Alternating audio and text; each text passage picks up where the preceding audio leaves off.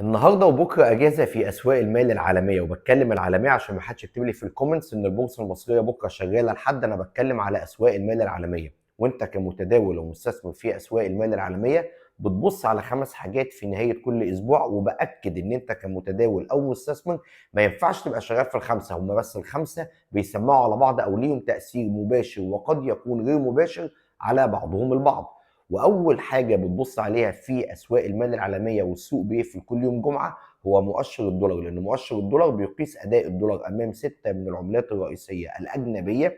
فانت بالتالي تفهم هو هيأثر بالايجاب ولا بالسلب على الاصول الاخرى.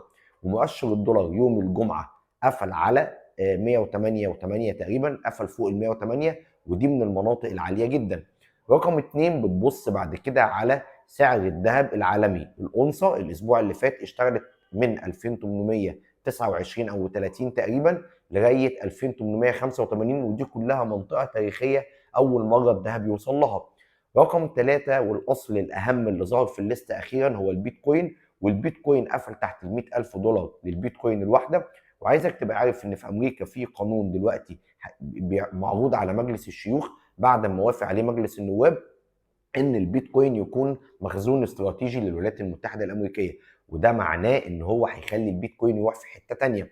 رابع اصل بتبص عليه هو النفط او البترول، لان ده طبعا بيوضح لك حركه الاقتصاد العالمي، هل هو في مرحله ركود ولا في مرحله تضخم. وطبعا كل ما سعر برميل النفط بيقل معنى كده ان الطلب على النفط قل، معنى كده ان في ركود عالمي، وطبعا والعكس صحيح.